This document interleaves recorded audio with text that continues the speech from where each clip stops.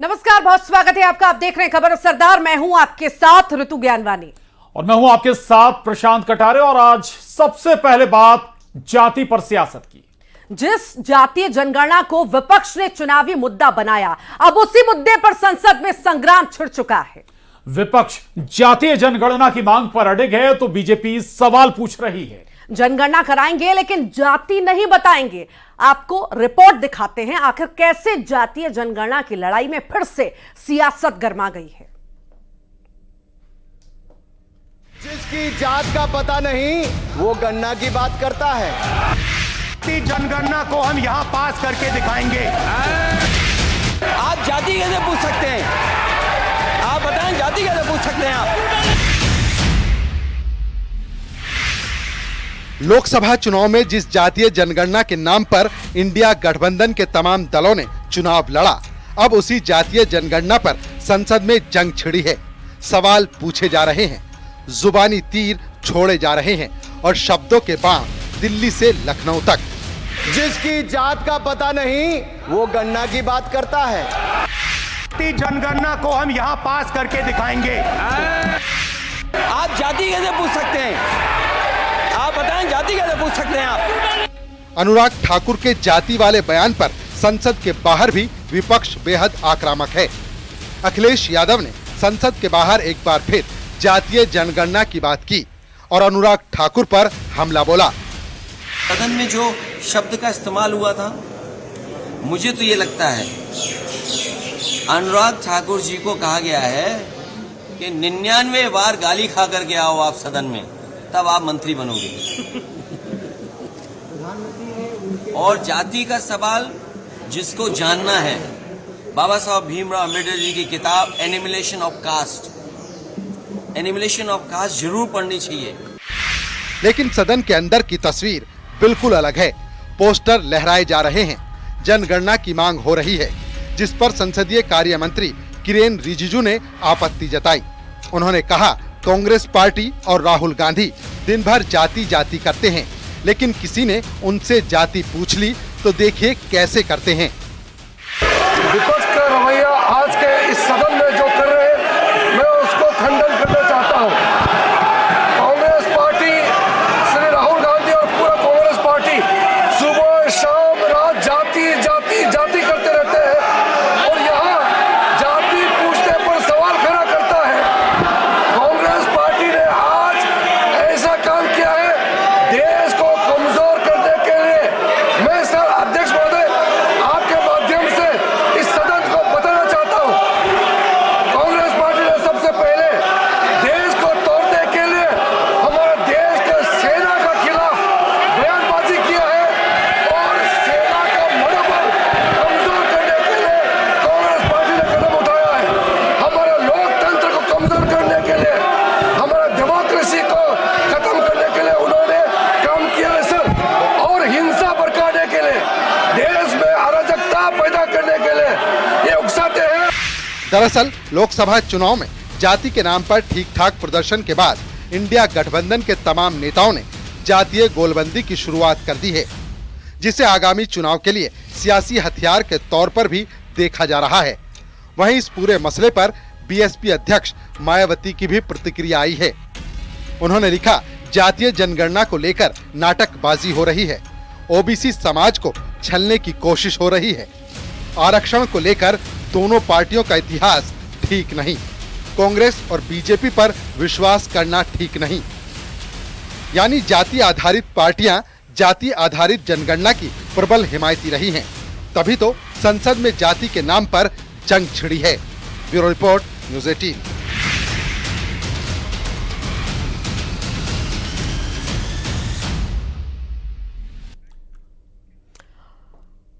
मंगलवार से संसद और संसद के बाहर जाति को लेकर सियासी घमासान मचा हुआ है। जो कांग्रेस खुद जाति जनगणना कराने की मांग कर जाति के हिसाब से आबादी जानना चाह रही थी, वो कांग्रेस अब भड़क गई है। वो भी सिर्फ इसलिए कि राहुल गांधी की जाति को लेकर संसद में सवाल उठा दिए गए। अब सत्ता पक्ष और विपक्ष जाति के मुद्दे पर आमने सामने हैं। बयानबाजी का शोर तेज है और सियासी पारा भी हाई है। राहुल गांधी की जाति एमपी में सियासत हावी, पटवारी का सरकार पर प्रहार, बीजेपी का पटवारी पर पलटवार। देश में जातिगत जनगणना की राहुल गांधी की मांग और उसको लेकर अनुराग ठाकुर के पलटवार के बाद एमपी की सियासत में उबाल आ गया है। ओबीसी की बात, जनगणना की बात बहुत की जाती है। माननीय सभापति जी, जिसकी जात का पता नहीं वो गणना की बात करता है। कांग्रेस के प्रदेश अध्यक्ष जीतू पटवारी ने बीजेपी पर हमला बोला है। जीतू पटवारी ने बीजेपी पर जाति जनगणना का विरोध करने का आरोप लगाया। पटवारी ने कहा कि कांग्रेस चाहती है कि देश में जिस जाति की जितनी हिस्सेदारी उसको उतना अधिकार मिलना चाहिए। जीतू पटवारी के मुताबिक अनुराग ठाकुर ने सदन में जो बयान दिया उससे साफ है कि बीजेपी के लोग जातिगत जनगणना नहीं चाहते हैं। वो वर्ग जो जातिगत जनगणना की बात करता है, एसटी, एससी, ओबीसी का, वो देश के संसाधनों पर अपना हिस्सा मांगता है, हक मांगता है। जो गरीब, अति गरीब है, अगर वो जातिगत जनगणना के अनुसार हिस्सेदारी मांगता है तो ये बीजेपी के लोगों को बुरा लगता है। राहुल गांधी जी वो बात उठा रहे हैं। राहुल गांधी जी ने ये कहा जातिगत जनगणना करवाना है, तो उनका व्यक्तिगत तो कोई लाभ है नहीं, पार्टी का भी कोई लाभ नहीं। देश में संसाधनों का सही तरीके से बंटवारा हो तो कोई गुनाह कर रहा है। वहीं जीतू पटवारी के आरोप पर बीजेपी ने पलटवार किया। मंत्री विश्वास सारंग ने राहुल गांधी के जातिगत जनगणना की मांग को गलत बताया और कांग्रेस पर समाज और जाति को लड़ाने का आरोप लगाया है। विश्वास सारंग ने कहा कि कांग्रेस के पास अब कोई मुद्दा नहीं बचा है, इसीलिए बेवजह के मुद्दों को तूल दिया जा रहा है। राहुल गांधी जी और कांग्रेस, जब से कांग्रेस बनी है, जब से इस देश में जाति और धर्म की लड़ाई करवाने का काम कांग्रेस ने किया है। अब राहुल जी के पास कोई एजेंडा नहीं है। राहुल जी बिना बात के इस तरह के मुद्दे उठाकर कहीं ना कहीं सामाजिक समरसता में विघ्न डाल रहे हैं। मुझे लगता है कि इस तरह से स्क्रिप्टेड भाषण पढ़कर देश के भविष्य के साथ खिलवाड़ करना ये बहुत शोभा नहीं देता और बहुत आश्चर्य, अभी 100 के पार नहीं हुए और इस तरह से बातें कर रहे। संसद की गरिमा, संसद की परंपरा का ध्यान राहुल गांधी को रखना चाहिए। बजट पर चर्चा के दौरान नेता प्रतिपक्ष राहुल गांधी ने संसद में जाति जनगणना की मांग की थी। वहीं संसद में पूर्व केंद्रीय मंत्री अनुराग ठाकुर ने राहुल गांधी पर पलटवार किया और राहुल गांधी से उनकी जाति पूछ ली, जिससे संसद में जोरदार हंगामा हुआ था। नेता प्रतिपक्ष राहुल गांधी ने सदन में जाति पूछने को अपना अपमान बताया और कहा कि ये उन्हें जातिगत जनगणना की अपनी मांग पर अड़े रहने से नहीं डिगा पाएगा। Bureau report, news 18। और अब आप वायनाड में विनाश लीला की। केरल में आई तबाही में मरने वालों की संख्या 160 हो गई है, जबकि 200 से अधिक लोग जो हैं अभी तक लापता हैं। आपदा में गांव के गांव बह चुके हैं। सेना और एनडीआरएफ की टीमें राहत और बचाव कार्य में लगातार जुटी हैं। सेना ने अब तक करीब 1000 लोगों का रेस्क्यू किया है। मलबे में अब भी कई लोगों के दबे होने की आशंका बनी हुई है। देखिए,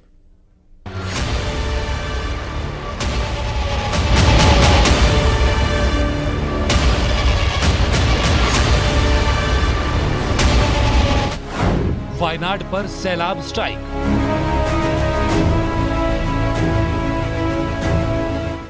तबाही ऐसी जैसी देखी नहीं कभी।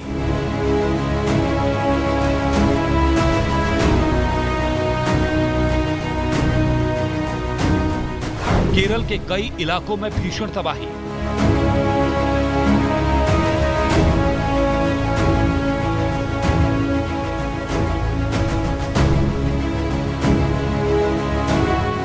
टूट रही चट्टान, बेबस इंसान।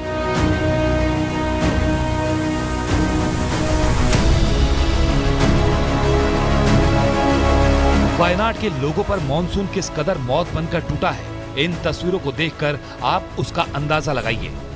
जहां तक नजर जाती है हर तरफ सिर्फ तबाही का मंजर दिखाई देता है। रेस्क्यू ऑपरेशन अब भी जोर शोर से जारी है। स्थानीय प्रशासन से लेकर आर्मी की टीमें लोगों को बचाने में जुटी हैं। लेकिन हर दिन बीतने के साथ मरने वालों का नया आंकड़ा सामने आता है और मृतकों की बड़ी संख्या सबको हैरान कर देती है। मंगलवार की रात 2 बजे पहली बार केरल के मुंडक्कई इलाके में भूस्खलन की घटना सामने आई, जब लोग देर रात अपने घरों में सो रहे थे। टूटी चट्टान का मलबा उन्हें बहाते हुए ले गया और गांव के गांव तबाह हो गए।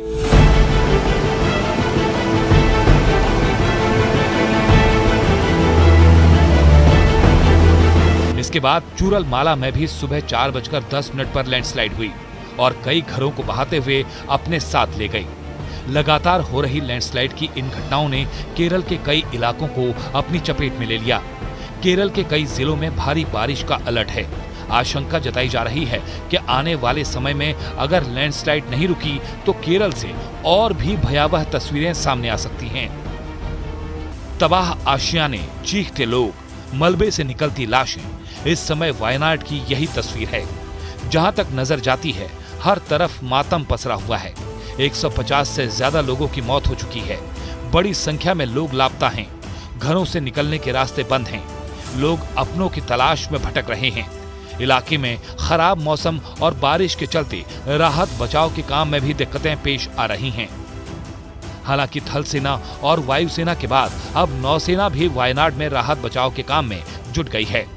दक्षिणी नौसेना कमान ने केरल डिजास्टर मैनेजमेंट अथॉरिटी के अनुरोध पर 68 सदस्यों की डिजास्टर रिलीफ टीम को तैनात किया है। इसके अलावा कई टीमें स्टैंड बाय पर हैं।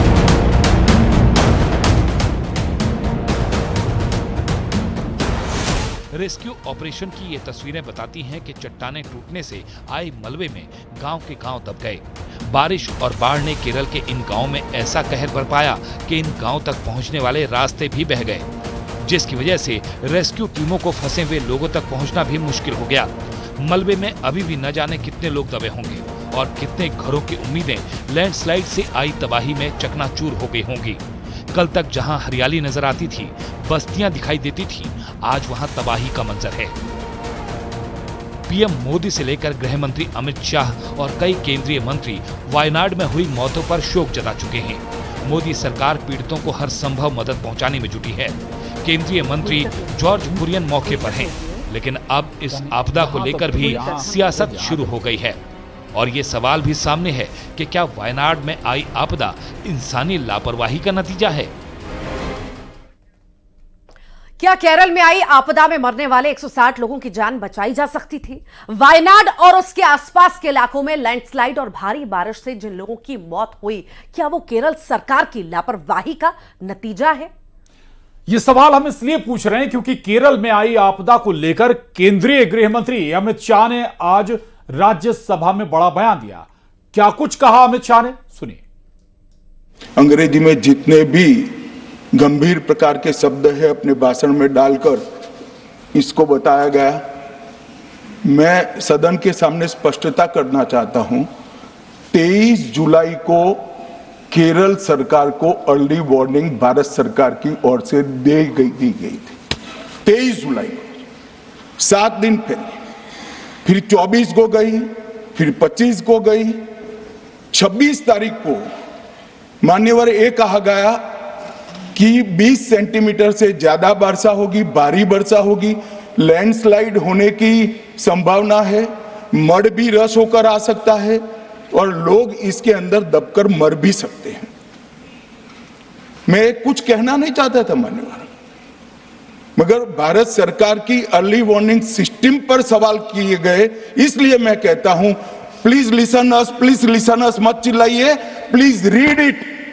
जो वार्निंग भेजा है उसको पढ़िए जरा। और इस देश में कई राज्य सरकारें ऐसी हैं जिन्होंने इस प्रकार की वार्निंग का उपयोग कर जीरो कैजुअलिटी डिजास्टर मैनेजमेंट किया है। और बात विधानसभा में पानी और यूपी की राजधानी की। आज लखनऊ से चौंकाने वाली तस्वीरें सामने आई। यहां कुछ ही घंटों की बारिश ने पूरे सिस्टम की पोल खोलकर रख दी। सबसे बुरा हाल तो उस विधानसभा का हुआ जहां नीति नियंता जनता से जुड़ी समस्याओं पर चर्चा करते हैं। वहां भी बेसमेंट से लेकर कमरों तक पानी ही पानी नजर आया। अब जब पानी नगर निगम होते हुए विधानसभा के अंदर तक दाखिल हो गया तो उस पानी पर सियासत भी छपाक होने लगी। इस रिपोर्ट में देखिए।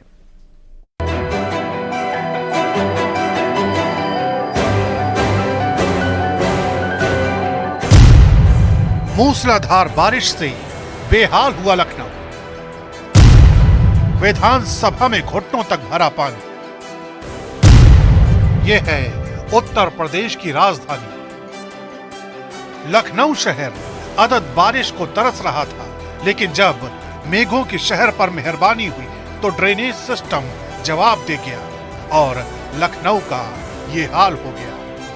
लखनऊ में हो रही झमाझम बारिश से यहाँ के लोगों को उमस से तो निजात मिली है, लेकिन इस तरीके से जल भराव की स्थिति से भी लोगों को दो चार होना पड़ रहा है। और ये जो जल भराव है वो कहीं ना कहीं लखनऊ डेवलपमेंट अथॉरिटी हो या फिर लखनऊ नगर निगम हो, उनके पोल खोलते हुए भी नजर आ रहा है। यहाँ पर देखिए स्थिति में बीच में आप देख पा रहे हैं ये हजरतगंज का ये एरिया है और यहाँ पर देखिए बीच में जो स्कूटर है, जो स्कूटी है, जो बाइक है वो बंद हो गए हैं। और लेकिन लोग यहाँ पर इस जल भराव में देखिए किस तरीके से यहाँ पर आ रहे हैं। बारिश मूसलाधार थी, चिलचिलाती गर्मी से परेशान लोगों को राहत देने वाली थी, लेकिन जो सड़क पर चल रहे थे उन लोगों के लिए किसी आफत से भी कम नहीं थी, क्योंकि चंद मिनटों के भीतर सारी सड़कें डूब चुकी थी।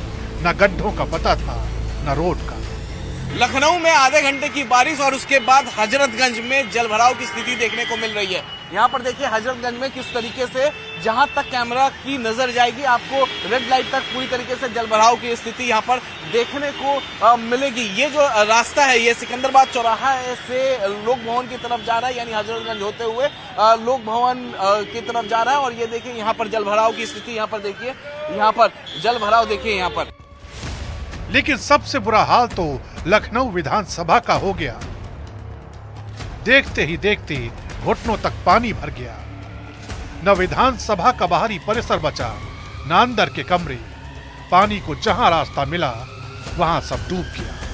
उत्तर प्रदेश की विधानसभा के चल रही है, तीसरा दिन है आज और बड़ी स्तर पर आज पहली बार इतनी लखनऊ में बारिश हुई है। लेकिन जो तस्वीरें हैं विधानसभा की आप देख सकते हैं, ये विधानसभा में किस तरीके से विधानसभा का ये निचला हिस्सा है, यहाँ पर पानी भर गया है। खुद मुख्यमंत्री योगी आदित्यनाथ 1 नंबर गेट से निकले हैं।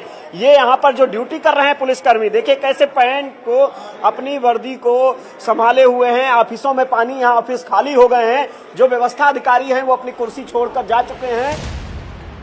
गेट नंबर 7 की तस्वीर ऐसी कि आप चौंक जाएंगे और यकीन करना मुश्किल हो जाएगा कि ये कोई आम रास्ता है या फिर वो जहां रोजाना बड़े बड़े नेताओं का जमावड़ा लगता है। यही वजह है कि समाजवादी पार्टी को सिस्टम पर तंज कसने का मौका मिल गया। शिवपाल यादव ने अपने एक्स हैंडल पर इस वीडियो को पोस्ट कर दिया और कटाक्ष करते हुए लिखा कि बजट की सबसे ज्यादा आवश्यकता उत्तर प्रदेश को है। सवाल यही है कि आखिर यूपी की राजधानी का जब एक बारिश में ये हाल हो जाता है तो दूसरे शहरों का क्या?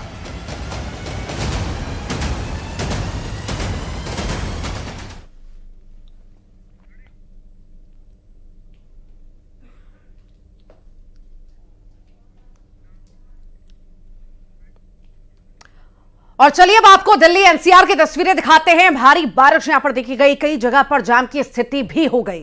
दिल्ली के ओल्ड राजेंद्र नगर में भी पानी भर गया है। ओल्ड राजेंद्र नगर में 3 छात्रों की मौत हुई थी। दिल दहला देने वाले वो तस्वीरें थी। हादसा था और एक बार फिर से ओल्ड राजेंद्र नगर में पानी भर गया है। लगातार बारिश के बाद, राजधानी दिल्ली में हो रही बारिश के बाद यह हाल।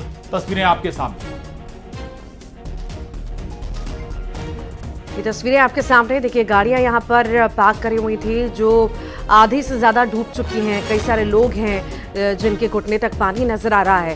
तो स्थिति दयनीय है, हर जगह पानी पानी नजर आ रहा है और ऐसे में कहीं ना कहीं हादसों की आशंका भी रहती है और लोगों से भी लगातार अपील की जाती है कि जहां पर जल भराव ज्यादा है, पानी ज्यादा भरा है, वहां से ना निकले। बार बार अपील भी की जा रही है। पर देखिए, आप शुरुआत से देखते आ रहे हैं कि पहली बारिश से ही हालात बिगड़े थे और जब से लगातार बारिश बढ़ रही है तो एक के बाद एक हम देख रहे हैं कि और ज्यादा स्थिति खराब होती जा रही है। ये पूरा का पूरा रास्ता इस वक्त डूब चुका है। पुलिस ने पूरे बंदोबस्त किए हुए हैं, सुरक्षा के बंदोबस्त किए हुए हैं, लेकिन अभी भी यहाँ छात्रों का प्रोटेस्ट लगातार जा रही है। वो अब तक उसी जगह पर डटे हुए हैं जिस जगह तक डटे हुए हैं। खंबे के पास और उस तार को आप निकलवा दीजिए। एक तार गिरा हुआ है खंबे के पास। बिल्कुल, देखिए जहाँ पे आंदोलन हो रहा है वहाँ पे कह रहे हैं कि तार घिरा हुआ है। ये वही बिल्डिंग है जिसके अंदर पानी घुसा था और उसके बाद 3 छात्रों की जान चली गई थी। बहाव, आप पानी का बहाव उस तरफ से देख सकते हैं, किस तरीके से पानी वो ऊंचाई वाली जगह से बाहर की तरफ आ रहा है। छोटी सी नदी के तौर पर ये नज़र आ रहा है कितनी तेज़ी से ये पानी भरा। थोड़ी देर पहले तक मैं इसी जगह पे खड़ा था और इस वक्त यहाँ पे आप देखिए कितनी तेज़ी से पानी भरना शुरू हो गया है। और सिर्फ कितनी देर, ये सिर्फ 10 मिनट की बारिश से हाल हुआ है। उस दिन आप सोचिए क्या हुआ होगा। यहाँ पे हम लोगों को कितनी और लाशें बिछानी पड़ेगी इससे पहले कि हमें जस्टिस मिले। कहाँ है वो सो कॉल्ड सेलिब्रिटी टीचर्स जो सिर्फ डिबेट शोज में जाकर हमारे मुद्दे रखने की बात करते हैं। अब जब हमें एक्चुअल ज़रूरत है तब क्यों हर दुकान पे ताला है? हम कहाँ जाए? हम इतना हेल्पलेस और डिसअपॉइंटेड फील कर रहे हैं आज। हमें बिल्कुल समझ नहीं आया। इतनी बारिश में हम प्रोटेस्ट कर रहे हैं, कोई भी सेलिब्रिटी टीचर आगे नहीं आया, किसी ने भी आवाज़ नहीं उठाई। अब तक सब चुप क्यों है? जाहिर सी बात है, नाराज़गी जाहिर करने का तरीका है और वो नाराज़गी जाहिर करने का तरीका यहाँ पे साफ देखा जा सकता है। अब इस वक्त इस पानी का बहाव, तो दिल्ली का हाल आपके सामने है। लगातार हो रही बारिश के बाद आखिरकार एक बार फिर से दिल्ली जलमग्न है, पानी पानी है। और खासतौर से जो ओल्ड राजेंद्र नगर, जहां पर वो बेहद ही दर्दनाक हृदय विदारक हादसा पेश आया था, जहां 3 छात्रों की पानी में डूबने से मौत हो गई थी बेसमेंट में, वहां एक बार फिर पानी भर गया है और जो छात्र आसपास रह रहे हैं एक बार फिर से प्रोटेस्ट कर रहे हैं। तो 2 तस्वीरें आपको दिखा रहे हैं। पहली तस्वीर आप देख रहे हैं नोएडा की, भीषण ट्रैफिक यहां पर देखा गया। थोड़ी सी बारिश, थोड़ी देर की बारिश में ही इस तरह की स्थिति बन गई और घंटों से ये जाम की स्थिति अभी तक बनी हुई है। लोग इंतजार कर रहे हैं कि कब ये ट्रैफिक जाम खुलेगा और वो अपने घर पहुंचेंगे, पर गाड़ियां वहीं के वहीं सिमटी हुई नजर आ रही हैं। दूसरी तस्वीर आपने दिल्ली की देखी, वहां पर फिर से जलभराव की स्थिति नजर आ रही है, जहां पर कोचिंग सेंटर पर बच्चों की मौत हुई थी, दर्दनाक, और वहीं पर पानी। और बात करेंगे श्योपुर की। श्योपुर में एक शिक्षक ने छात्रों के साथ बेरहमी की है, जिसका वीडियो भी अब सामने आया है। शिक्षक ने पहले तो छात्रों की जमकर पिटाई की और बाद में उन्हें मुर्गा बना दिया। वीडियो वायरल होने के बाद परिजनों में हड़कंप मच गया, जहां आरोपी शिक्षक पर कार्रवाई की मांग की जा रही है। पूरा मामला दोर्द गांव के वंदना कॉन्वेंट स्कूल का है।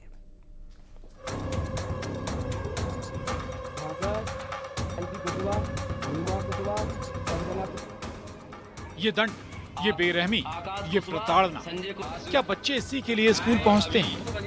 कहते हैं कि हर एक छात्र के जीवन में शिक्षकों का महत्व होता है। कभी वो हमारे दोस्त बनकर हमें सिखाते हैं, तो कभी एक बेहतर इंसान के तौर पर हमारी मदद करते हैं। लेकिन सोचिए, जब शिक्षक बेरहम बन जाए तो बच्चों का भविष्य कितना बेहतर होगा।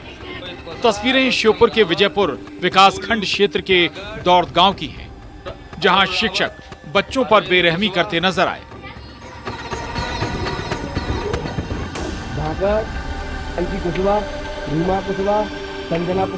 वीडियो में दिख रहे छात्र छात्राएं प्राथमिक क्लास के हैं, जिन्हें दंड के तौर पर मुर्गा बना दिया गया। देखिए, वीडियो में छात्र मुर्गा बने दिखाई दे रहे हैं, वहीं छात्राएं हाथ ऊपर करके खड़ी नजर आ रही हैं। वीडियो वायरल होने के बाद परिजनों में हड़कंप मचा हुआ है। संस्था में या विद्यालय में किसी भी छात्र छात्रा को दंडित करने का नियम नहीं है। ये वीडियो मैंने देखा है। वास्तव में इस तरह की जांच की जाएगी। यदि उनके साथ छात्राओं के साथ दंडित किया गया छात्रों को, तो निश्चित तौर पर जांच के उपरांत कार्रवाई करेंगे। आरोपी शिक्षक पर कार्रवाई की मांग की जा रही है। सवाल ये उठता है कि क्या शिक्षा के मंदिर में छात्रों के साथ ऐसा व्यवहार उचित है? श्योपुर से दीपक दंडौतिया की रिपोर्ट, न्यूज़ 18। छत्तीसगढ़ में बिजली की दरों को लेकर स्टील कारोबारियों ने विरोध जताना शुरू कर दिया है। लगभग 200 प्लांट पर इसका असर भी देखने को मिल रहा है। स्टील कारोबारियों ने सीएम से मुलाकात की, तो वहीं छत्तीसगढ़ में बिजली दरों की बात करें तो अन्य राज्यों की तुलना में प्रदेश में बिजली सस्ती है। पिछले 8 सालों में मात्र 35 पैसा प्रति यूनिट ही बिजली की दर बढ़ाई गई है, जबकि 4 साल पहले स्टील उद्योगों को दी जाने वाली छूट 8% से बढ़ाकर 25% कर दी गई थी, जिससे उन उद्योगों को एकदम से 68% का लाभ मिलने लगा था। लेकिन वर्तमान में विद्युत नियामक आयोग ने अचानक इस छूट को बंद कर दिया। जिससे इन उद्योगों को मिलने वाला फायदा कम हो गया और ऐसा बताया जा रहा है कि जिसको लेकर कारोबारी गैर वाजिब दबाव सरकार पर बनाने की कोशिश कर रहे हैं।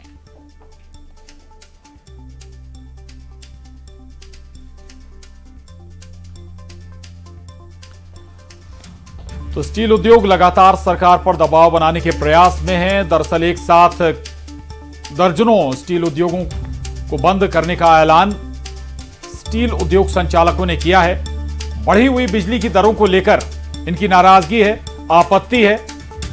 मांग भी है कि जो दरें हैं पहले चल रही थी उन्हीं दरों को फिर से आगे किया जाए।